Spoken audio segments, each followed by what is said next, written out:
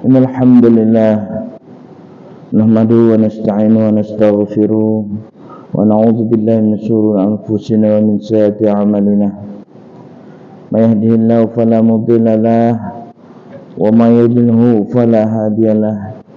Asyhadu an la ilaha illallah wahdahu la syarika lahu wa asyhadu anna Muhammadan 'abduhu wa rasuluhu la nabiyya ba'da.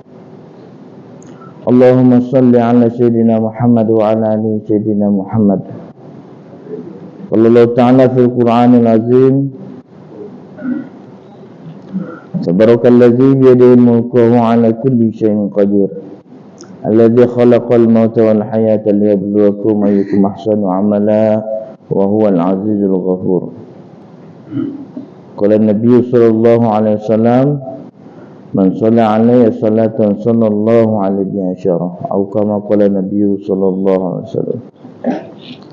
Hadirin jemaah subuh yang dimuliakan Allah, lagi dan lagi kita bersyukur kepada Allah Subhanahu wa taala yang senantiasa tak pernah lelah, tak pernah lupa, tak pernah absen memberi kita semua nikmat dan karunia, yang dengan karunia-Nya kita bisa hidup dengan nyaman, tentram, dan melaksanakan semua rangkaian ibadah-ibadah yang diperintahkan oleh Allah Subhanahu wa taala. Dikatakan sedetik pun manusia ini tak bisa hidup tanpa bantuan dari Allah Subhanahu wa taala. Jadi tempat bergantung segala sesuatunya adalah Allah Subhanahu wa taala. Allahus Samad. Allah lah tempat segala sesuatu bergantung. Maka setiap zat yang lepas dari ketergantungan kepada Allah Subhanahu wa taala, alamat celaka ini zat apapun, mau jin kah itu manusia. Maka pengharapan manusia, ketergantungan manusia, kebutuhan manusia kalau sudah digantungkan kepada Allah Subhanahu wa taala, selesai masalahnya. Tapi terkadang manusia menggantungkan keinginannya, harapannya pada selain Allah Subhanahu wa taala, berharap kepada makhluk, meminta kepada makhluk, apalagi menganggap kebahagiaan itu datang dari para makhluk.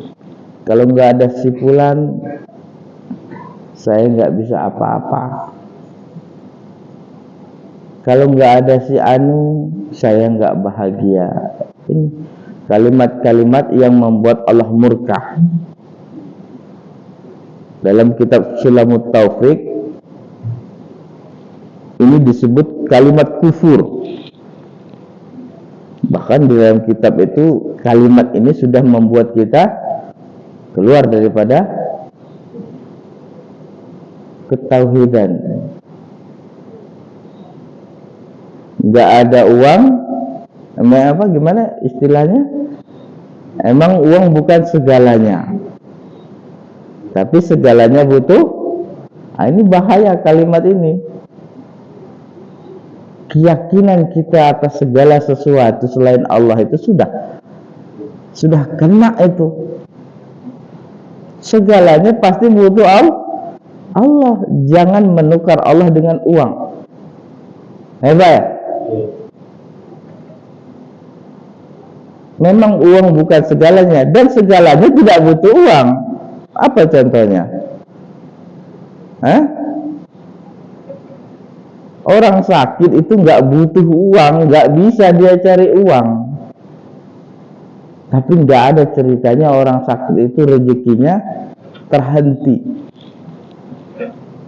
Pernah lihat orang yang rezekinya dijamin, Pak?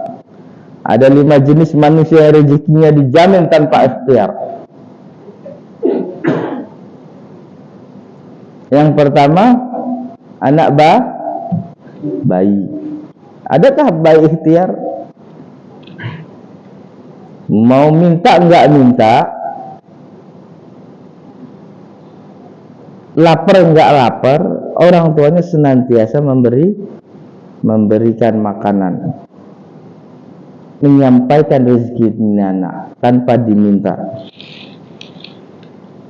Bahkan kalau dia menolak itu rezeki, kadang dipaksa. Benar Pak? Benar. Ikhtiar enggak kira-kira baik? Kemudian yang kedua, rezeki yang jenis manusia yang rezekinya tidak diikhtiarkan langsung.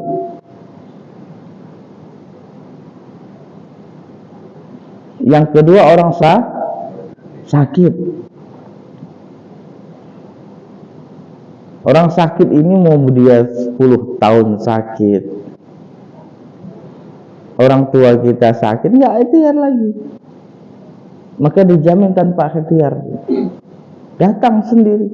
Kadang makanan datang dari mana-mana, nggak tahu numpuk makanan yang makan siapa. Kemudian orang yang berjuang di jalan Allah dengan sungguh-sungguh, sehingga dia lupa untuk mencari penghidupan untuk dirinya, maka ini akan dijamin Allah Subhanahu wa Ta'ala dari manapun datangnya. Orang yang sungguh-sungguh fokus memperjuangkan agama Allah,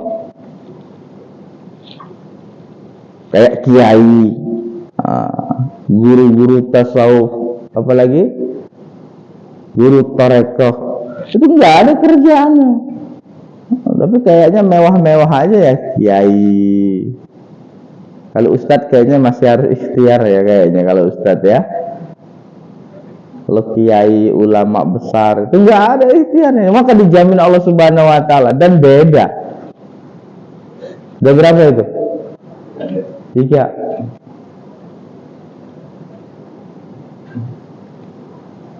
Terus orang gila. Orang gila. Gila pun dijamin Allah Subhanahu wa Ta'ala. Dari manapun datang dapat dia rezeki. Kira-kira mau pilih yang mana Pak? Anak kecil enggak mungkin lagi mau jadi kecil, atau mau lewat jalur sakit? Mau Pak?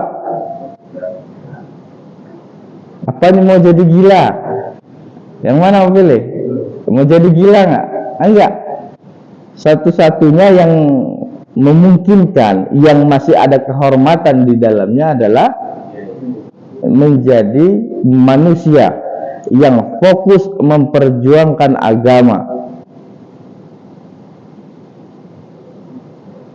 Boleh kayak keliling, apa Kang Iwan sama mamangnya di Cianjur, kayaknya nggak ada kerjaan, sugih-sugih aja ya, tapi fokus. Beda ceritanya. Jangan yakin-yakin nggak jelas, mau yakinlah. Ya ulama-ulama itu udah puluhan tahun dia melaksanakan apa? Melaksanakan rutinitas ibadahnya.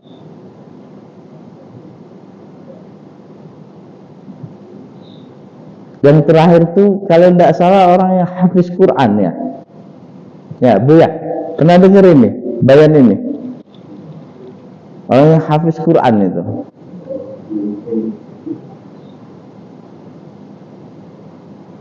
Maka segala sesuatu kalau udah berhubungan dengan rezeki, ingat ya, segala sesuatu yang berhubungan dengan rezeki itu tidak ada campur tangan, tidak ada hubungannya sama sekali dengan pekerjaan kita.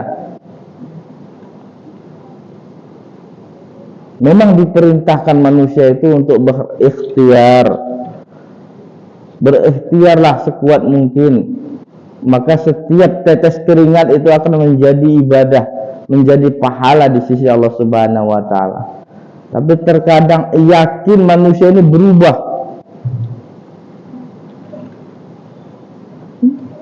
Padahal untuk menjaga keyakinan ini Pak, diperlukan konsentrasi dan penjagaan hati yang benar-benar kuat. Bahkan 24 jam kata ulama tasawuf, hati ini cenderung kafir. Ulama tasawuf ini menyatakan di dalam 24 jam hati ini terkadang dia kufur, balik lagi kufur lagi, balik lagi karena keyakinan. Maka untuk menjaga keyakinan diperlukan usaha yang maksimal dan keras untuk benar-benar senantiasa menjaga dari setiap apa yang kita buat. Makanya butuh ilmu. Ilmu untuk menjaga hati, menempa hati, membimbing hati.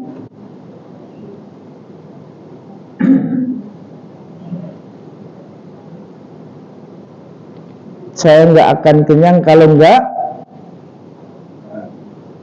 Ini kalimat kufur bukan? Allah nggak butuh makanan untuk mengenyangkan perut manusia. Apa buktinya?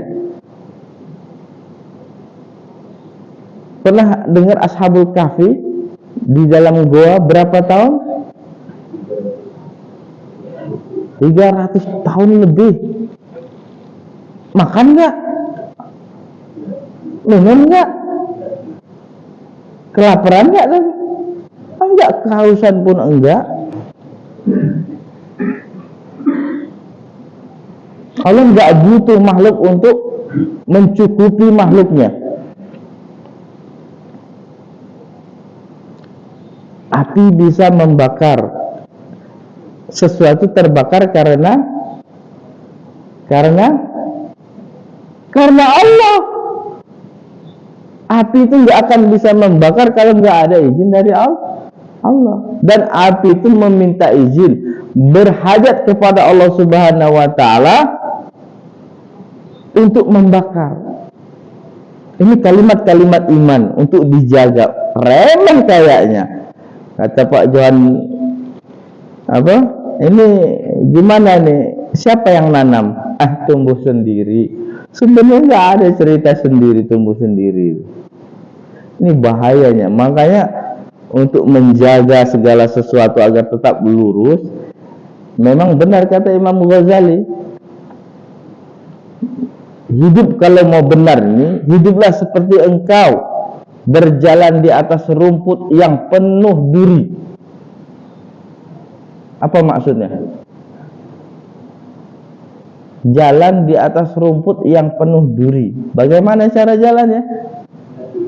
Dipilih benar, hati-hati benar. Ini kalau sudah masuk ke sini berat. Mungkin ada segelintir manusia yang menganggap sholat 5 waktu sudah cukup. Taklim baca Quran sudah cukup. Enggak buat maksiat perasaan saya setiap hari cukup. Padahal hatinya masih enggak bergantung sama Allah. Masih bergantung sama pekerjaan. Masih yakin kepada selain Allah. Kalau sakit ingatnya yakin. Wali semua nih kalau sakit ingat langsung Allah Subhanahu wa taala. Kalau sakit kepala yang pertama kali terlintas di kepala apa? Obat apa? Kalau pecah ban yang pertama kali terlintas, alay masih yang didahulukan. Bahkan kita kalau lapar sedikit pun yang teringat kadang ngejul yang dikedepankan. Pada segala sesuatu itu mengedepankan Allah Subhanahu wa ta'ala. Dan ini perlu ilmu semua. Kata Imam Syafi'i, man arada dunya fa'allahu bi'ilmi. Untuk dunia saja butuh ilmu. Barang siapa menginginkan dunia butuh ilmu. Wa man arada al-akhirah fa'allahu bi'ilmi. Dan barang siapa menginginkan akhirat maka butuh ilmu di dalamnya. Segala sesuatu Kalau nggak ada ilmu di dalamnya, maka sia-sia. Ibadah pun kalau nggak ada ilmu di dalamnya, sama ya, sama seperti ngirim paket, tapi alamatnya nggak ada, nyampe nggak kira-kira? Alamatnya ke tempat yang lain. Saya mengirim ke Aba Ohim, tapi alamatnya udah jauh, nyampe nggak kira-kira? Nggak nyampe. Ibadah yang dilakukan tanpa ilmu nggak nyampe. Maka hati-hati. Pertama, sering mengulang-ulang ya, belajar walaupun belum nyampe ke hati. Mengulang-ulang kalimat iman. Segala sesuatu tanpa izin Allah tidak akan bisa apa-apa. Diulang. Air menghilangkan dahaga, berhajat kepada Allah. Sedangkan Allah tidak berhajat pada air untuk menghilangkan dahaga. Makanan menghilangkan lapar, berhajat kepada Allah. Sedangkan Allah tidak butuh makanan untuk menghilangkan lapar. Makanan untuk menghilangkan lapar manusia, berhajat kepada Allah. La ilaha illallah. Tanaman pun tumbuh karena Allah. Segala sesuatu butuh Allah. Bukan segala sesuatu butuh duit. Kalimat-kalimat iman ini kadang kalau diucapkan merasa gimana? Agak sok-sokan ya. Ya benar Pak. Malu nggak ngucap ini kalau lagi ada orang. Misalnya, oh ini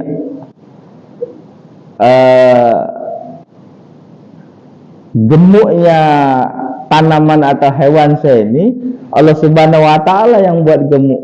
Kadang kita malu untuk menyebutkan itu. Benar Pak? Untuk menyebutkan kebesaran Allah di depan makhluk itu kita malu.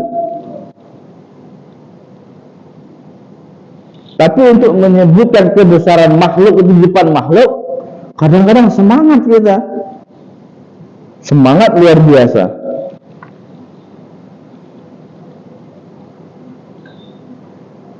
Untuk menyebutkan kebesaran orang yang kita cintai, kadang waduh semangat bener.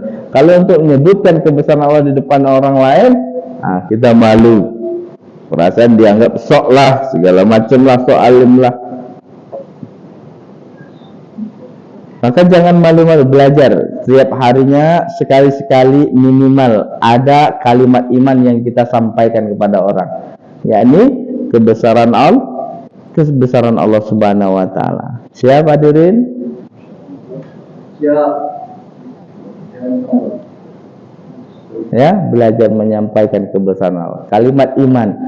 Kalau kalimat iman senantiasa diucapkan hari demi hari, belajar 1, 2, 3 kali, lama-lama terbiasa, maka iman itu akan masuk ke dalam hati, masuk ke dalam keyakinan.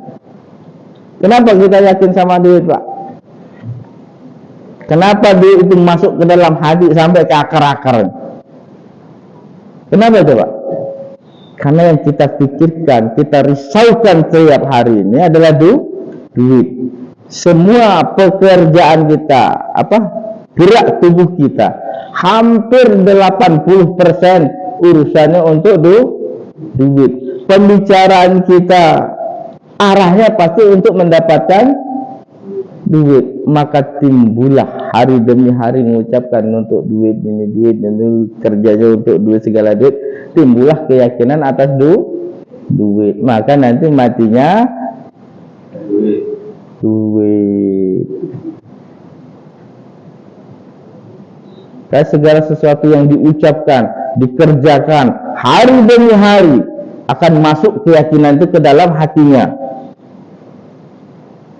Dan ketika manusia sakaratul maut, tidak akan ada yang terucap kecuali yang ada di dalam hatinya. Kalau yang di dalam hati manusia itu dunia, duit, wanita, togel, maka keluarlah itu.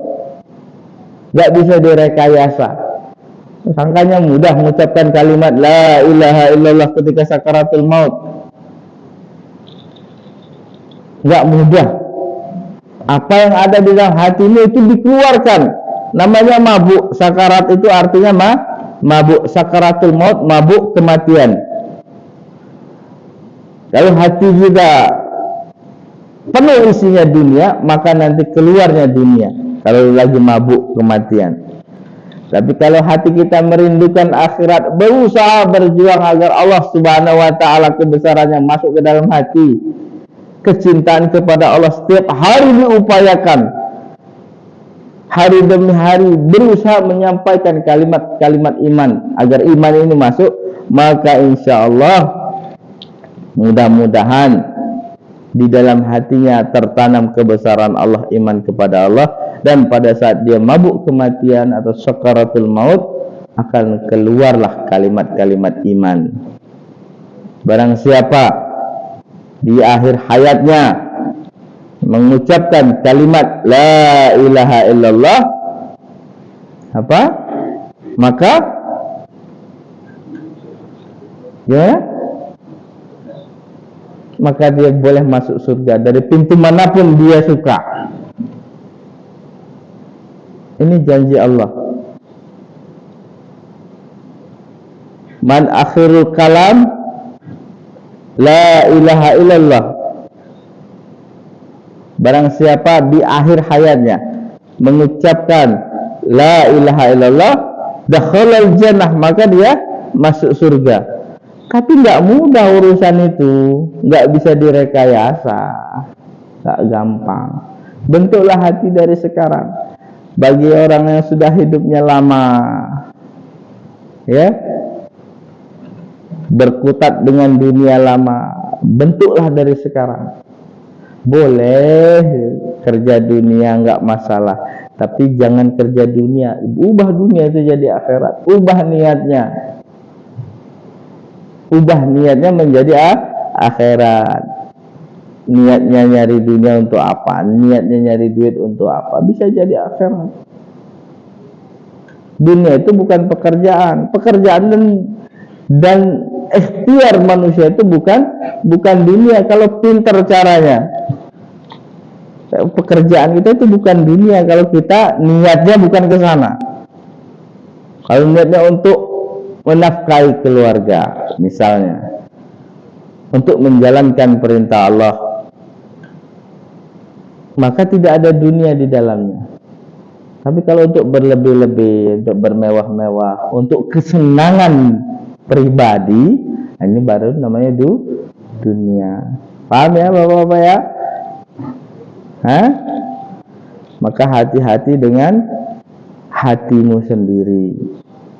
Hati-hati dengan lisan, hati-hati dengan setiap pandangan, hati-hati dengan setiap yang didengar, hati-hati dengan setiap yang dipikirkan. Gimana Pak? Hati-hati dengan hatimu, hati-hati dengan lisanmu, hati-hati dengan pandanganmu, hati-hati dengan telingamu, hati-hati dengan pikiranmu. Kenapa? Karena hati manusia itu seperti kolam yang dialiri dengan aliran mata air. Apa aja alirannya? Telinga, mata, dan pikiran, kemudian lisan. Ada berapa? 4 aliran. Lisan, telinga, mata, dan pikiran. Kalau kotor keempat itu, maka kotor hatimu. Kalau biasa ngomong keburukan orang, masuk ke dalam hati. Biasa bicara tentang iman, maka bersih kolammu. Kalau biasa dengar yang tidak baik, maka kotor dia hatimu. Tidak menjaga pandangan, itu bisa mengotori hati. Tidak menjaga pikiran kita dari perbuatan-perbuatan yang, ya pahamlah perbuatan laki-laki ini gimana. jagalah kolam, jagalah hatimu supaya bisa mengalirkan cahaya, bisa mengalirkan kebaikan-kebaikan yang disukai Allah Subhanahu wa taala. Wallahu a'lam bishawab. Ada pertanyaan?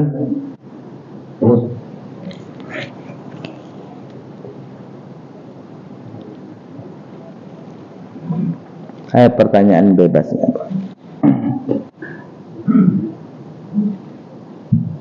Ustaz. Ya. Kita beribadah itu apakah boleh kita selalu berdoa dengan Allah Subhanahu wa taala? Contoh, kita selalu sholat minta panjang umur, minta mulan rezeki. Ya. Sholat itu adalah kewajiban kita selaku umat. Ya, terima kasih. Ya. Bolehkah? Sebenarnya itu bukan barter. Kalau permintaan manusia itu memang disenangi Allah Subhanahu wa taala. Allah paling senang kalau dipinta. Tapi terlalu murah ibadah kita kalau hanya ditukar dengan dunia. Boleh nggak? Boleh. Tapi mintalah dengan sesuatu yang lebih tinggi daripada dunia. Murah rezeki, apalagi panjang umur, murah rezeki. Sebenarnya harus dipahami, Pak, ya. Yang pertama, nanti dulu kita nggak kesana dulu, kita garis bawahi dulu.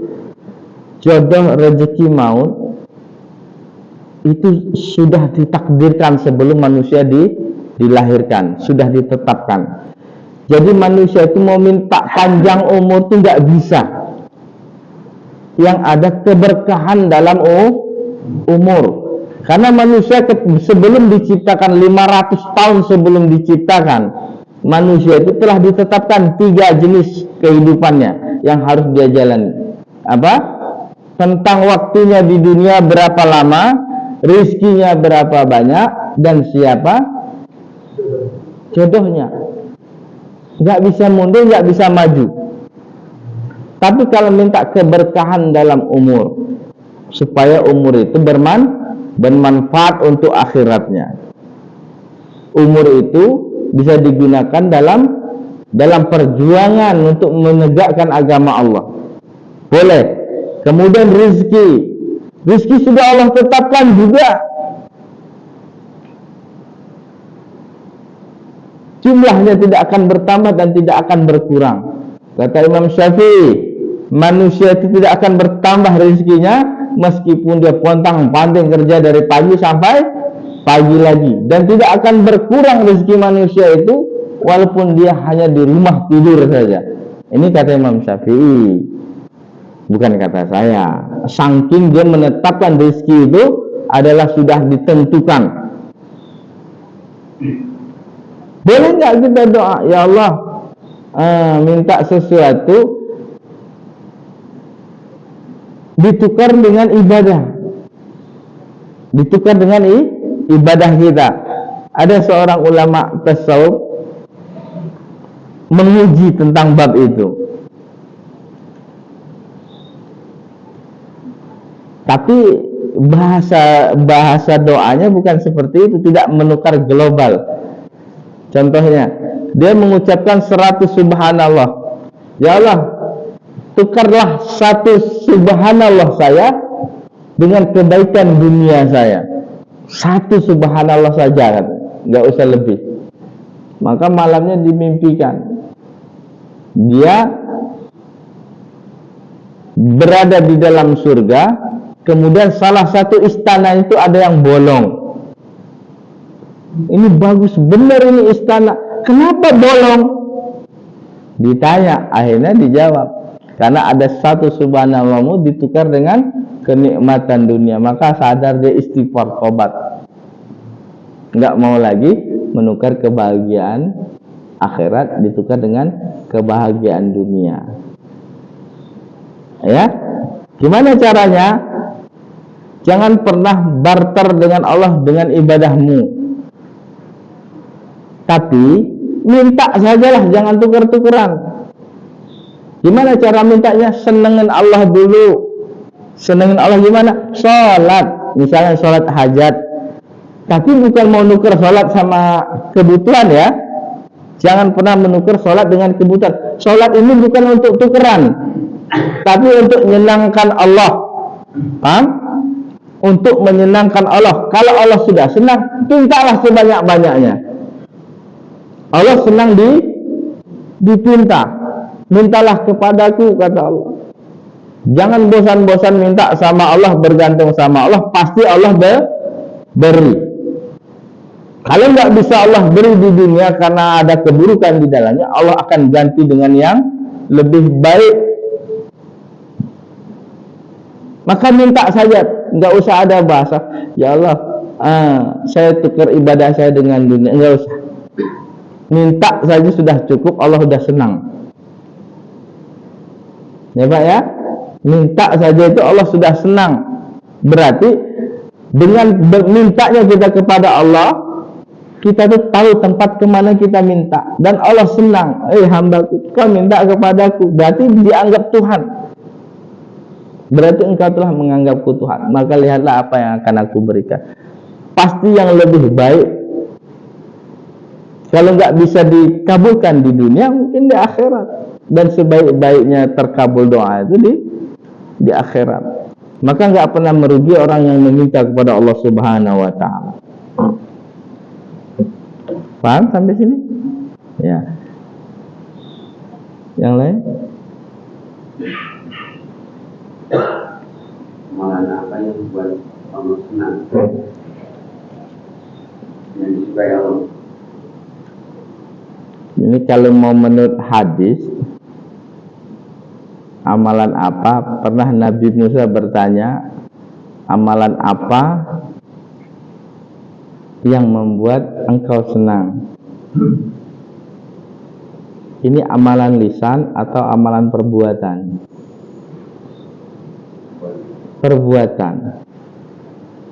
Perbuatan yang menyenangkan Allah Subhanahu wa Ta'ala adalah perbuatan di mana engkau membantu kesusahan saudaramu sampai saudaramu itu merasa senang. Kemudian dia tidak tahu siapa yang membantunya, hanya Allah yang tahu. Ya, membantu kesulitan, kesusahan saudara muslimmu, kemudian dia senang dengan bantuan, tapi dia tidak tahu siapa yang membantu, hanya Allah yang tahu. Tapi kalau untuk ucapan, tidak ada sesuatu yang disukai Allah Subhanahu wa Ta'ala kecuali kalimat La ilaha illallah. Perbanyak kalimat itu, maka itu membuat Allah senang. Dan kalimat-kalimat yang menyuruh orang kepada kebaikan, menyuruh orang taat kepada Allah Subhanahu wa Ta'ala. Paham itu? Ya, kalau perbuatan membantu orang tanpa kita pengen dilihat, kita pengen dipuji, diketahui banyak orang, sehingga sanjungan dan kebaikan itu mengalir kepada kita. Sanggup nggak? Berat ya, nolong orang banyak-banyak tapi dia nggak tahu yang ditolong jahat sama kita. Itu bagus Pak. Nolong orang baik itu wajar, nolong orang jahat ini luar biasa itu. Coba tes lah orang yang paling kalian benci, yang paling nyesakkan hati, cobalah ditolong untuk menguji sampai mana hatimu, bersihnya hatimu. Walaupun dia lain agama. Walaupun yang lain agama, nggak apa-apa, walaupun berbeda agama. Ya, coba sekali-sekali ngamalin, membantu, menolong, memuliakan orang yang kita benci.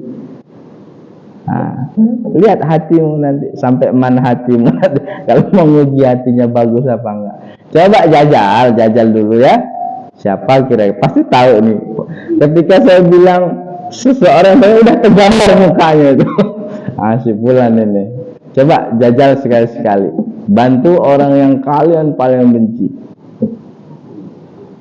Mau lihat hatinya seperti apa, berbenturan setan. Ada Pak, mau tahu setan kayak gitu Pak. Mau tahu setan itu muncul apa enggak, nyata atau enggak, cobalah bantu seseorang yang kalian benci, bahasa setan pasti muncul. Pasti muncul. Yang pertama kali datang itu setan, bahasanya kerasa nih, bahasa iblis itu kayak mana. Nah gitu, sakit hati dipitnah misalnya, tunggu kamu saya balas,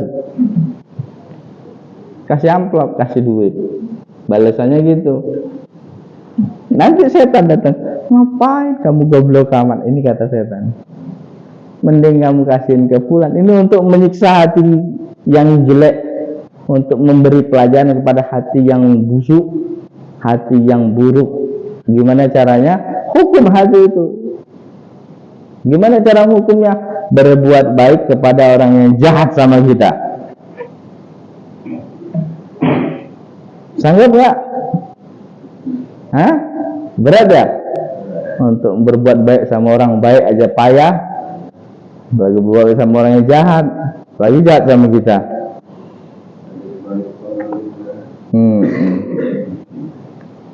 Siap semuanya, insyaallah ya.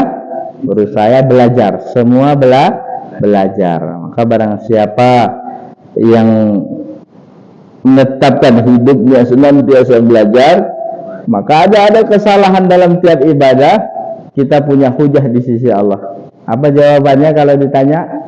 Ibadah Bapak salah semua nih. Jawabannya apa kalau ditanya? Saya masih belajar. Tapi niat belajar, tetap niat belajar ya. Allahu a'lam bishawab. Cukup ya?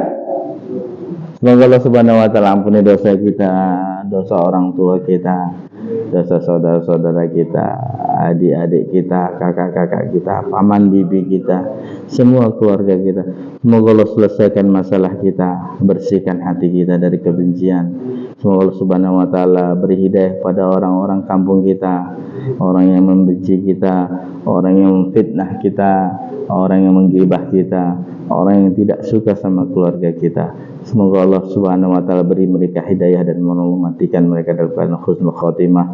Subhanakallahumma wa bihamdika asyhadu an la ilaha illa anta astaghfiruka wa atubu ilaik. Assalamualaikum warahmatullahi wabarakatuh.